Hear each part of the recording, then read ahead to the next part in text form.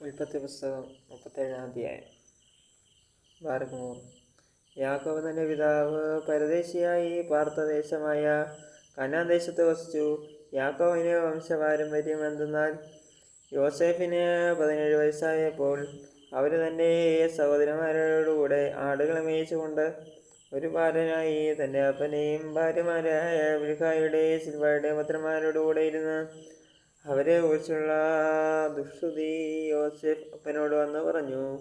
യോസേഫ് വാർദ്ധക്യത്തിലെ മകനാകൊണ്ട് ഇസ്രായേലിലെ മക്കളിലും വെച്ച് അവനെ അധികം സ്നേഹിച്ച് ഒരു നീലയങ്കി അവനെ ഉണ്ടാക്കി കൊടുത്തു. അപ്പൻ തങ്ങളെ എല്ലാവരെക്കാളും അവനെ അധികം സ്നേഹിച്ചിരിക്കുന്നു എന്ന് അവൻ്റെ സഹോദരന്മാർ കണ്ടിട്ട് അവനെ പകച്ചു. അവനോട് സമാധാനമായി സംസാരിപ്പാൻ അവർക്ക് കഴിഞ്ഞില്ല. യോസേഫിൻ്റെ സ്വപ്നം കണ്ടു. അത് തന്നെ സഹോദരന്മാരോട് അറിയിച്ചതുകൊണ്ട് അവൻ അവരോട് പറഞ്ഞത്, ഞാൻ കണ്ട സ്വപ്നം കേട്ടുകൊള്ളുവിൻ. ഞാനാം വയലിൽ കറ്റ കെട്ടിക്കൊണ്ടിരിക്കുന്നു. അപ്പോൾ എൻ്റെ കറ്റ എഴുന്നേറ്റ് നിവർന്നു നിന്നു. നിങ്ങളുടെ കറ്റകൾ ചുറ്റും നിന്ന് എൻ്റെ കറ്റയെ നമസ്കരിച്ചു. അവൻ്റെ സഹോദരന്മാർ അവനോട്, നീ ഞങ്ങളുടെ രാജാവാകുമോ? നീ ഞങ്ങളെ വാഴുമോ എന്ന് പറഞ്ഞു. അവൻ്റെ സ്വപ്നങ്ങൾ നിമിത്തവും അവൻ്റെ വാക്ക് നിമിത്തവും അവനെ പിന്നെ അധികം ദ്വേഷിച്ചു. അവൻ മറ്റൊരു സ്വപ്നം കണ്ടു തൻ്റെ സഹോദരന്മാരോട് അറിയിച്ചു. ഞാൻ പിന്നെയും ഒരു സ്വപ്നം കണ്ടു. സൂര്യനും ചന്ദ്രനും 13 നക്ഷത്രങ്ങളും എന്നെ നമസ്കരിച്ചു. അവൻ അത് അപ്പനോടും സഹോദരനോടും അറിയിച്ചപ്പോൾ അപ്പൻ അവനെ ശാസിച്ച് അവനോട്, നീ കണ്ട സ്വപ്നം എന്ത്?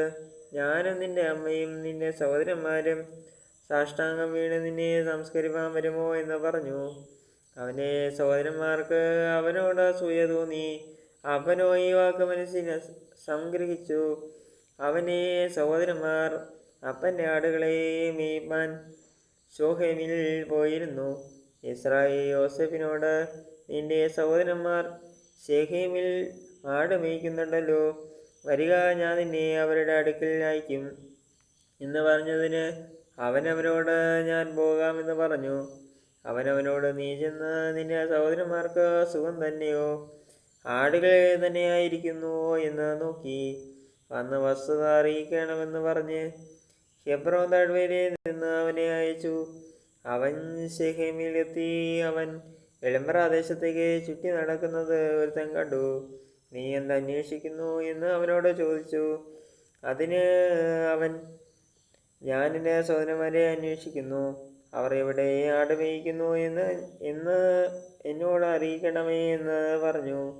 അവർ ഇവിടെ നിന്ന് പോയി നാം തോനോനിലേക്ക് പോക എന്ന് അവർ പറയുന്നത് ഞാൻ കേട്ടു എന്ന് അവൻ പറഞ്ഞ്, അങ്ങനെ യോസേഫ് തൻ്റെ സഹോദരന്മാരെ അന്വേഷിച്ചെന്നു ദോഥനിൽ കണ്ടു. അവർ അവനെ ദൂരത്ത് നിന്ന് കണ്ടിട്ട് അവനെ കൊല്ലേണ്ടതിന് അവൻ അടുത്ത് വരും മുമ്പേ അവന് വിരോധമായി ദുരാലോചന ചെയ്തു. അതാ, സ്വപ്നക്കാരൻ വരുന്നു, വരുവിൻ, നാം അവനെ കൊന്ന് ഒരു കുടിയിട്ട് കളക, ഒരു ദുഷ്ടമൃഗം അവനെ തിന്നുകളഞ്ഞു എന്ന് പറയാം. അവൻ്റെ സ്വപ്നങ്ങൾ എന്താകുമെന്ന് നമുക്ക് കാണാമല്ലോ എന്ന് തമ്മിൽ പറഞ്ഞു. രൂബേൻ അത് കേട്ടിട്ട്, നാം അവനെ ജീവഹാനി വരുത്തരുത് എന്ന് പറഞ്ഞ് അവനെ അവരുടെ കയ്യിൽ നിന്ന് വിടുവിച്ചു.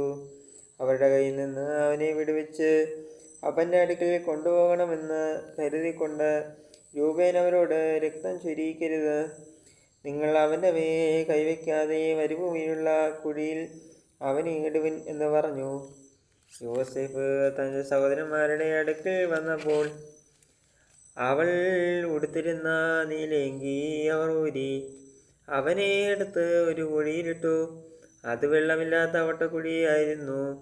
അവർ ഭക്ഷണം കഴിവായിരുന്നപ്പോൾ തലമുക്കി നോക്കി. ഗിലെയാദിൽ നിന്നും സാമ്പ്രാണിയും സുഗന്ധപശയും സന്നിനായകവും ഒട്ടകപ്പുറത്ത് കയറ്റി മിസ്രൈമിലേക്ക് കൊണ്ടുപോകുന്ന ഇശ്മായേല്യരുടെ ഒരു യാത്രാക്കൂട്ടം വരുന്നത് കണ്ടു. അപ്പോൾ യഹൂദാ തൻ്റെ സഹോദരന്മാരോട്, നാം നമ്മുടെ സഹോദരനെ കൊന്ന് അവൻ്റെ രക്തം മറിച്ചിട്ട് എന്ത് ഉപകാരം? വരുവിൻ, നാം അവനെ ഇശ്മായേല്യർക്ക് വിൽക്കുക, നാം അവൻ്റെ മേൽ കൈവയ്ക്കരുത്. അവനെ നമ്മുടെ സഹോദരനും നമ്മുടെ മാംസവുമല്ലോ എന്ന് പറഞ്ഞു. അവൻ്റെ സഹോദരന്മാർ അതിന് സമ്മതിച്ചു. മിദ്യാന കച്ചവടക്കാർ കടന്നു പോകുമ്പോൾ അവർക്ക് യോസെഫിനെ കുടിയിൽ നിന്ന് വലിച്ചു കയറ്റി ഇശ്മായേല്യർക്ക് 20 വെള്ളിക്കാശിന് വിറ്റു. അവർ യോസെഫിനെ മിസ്രൈമിലേക്ക് കൊണ്ടുപോയി. രൂബേൻ തിരികെ കൊടിയുടെ അടുക്കൽ ചെന്നപ്പോൾ യോസെഫ് കുടിയിലില്ല എന്ന് കണ്ടു. തൻ്റെ വസ്ത്രം കീറി സഹോദരന്മാരുടെ അടുക്കൽ വന്നു. ബാലനെ കാണുന്നില്ല, ഞാൻ ഇനി എവിടെ പോകേണ്ടു എന്ന് പറഞ്ഞു. പിന്നെ അവർ ഒരു കോലാട്ടുകൊറ്റനെ കൊന്ന് യോസെഫിൻ്റെ അങ്കിയെടുത്ത് രക്തത്തിൽ മുക്കി. അവർ നീലങ്കി തങ്ങളുടെ അപ്പൻ്റെ അടുക്കൽ കൊടുത്തയച്ചു. ഇത് തങ്ങൾക്ക് കണ്ടുകിട്ടി. ഇത് നിന്റെ മകൻ്റെ അങ്കിയോ അല്ലയോ എന്ന് നോക്കണമെന്ന് പറഞ്ഞു. അവനത് തിരിച്ചറിഞ്ഞു. ഇത് എൻ്റെ മകൻ്റെ അങ്കി തന്നെ. ഒരു ദുഷ്ടമൃഗം അവനെ തിന്നു കളഞ്ഞു. യോസെഫിനെ പറിച്ചു കീറിപ്പോയി എന്ന് പറഞ്ഞു.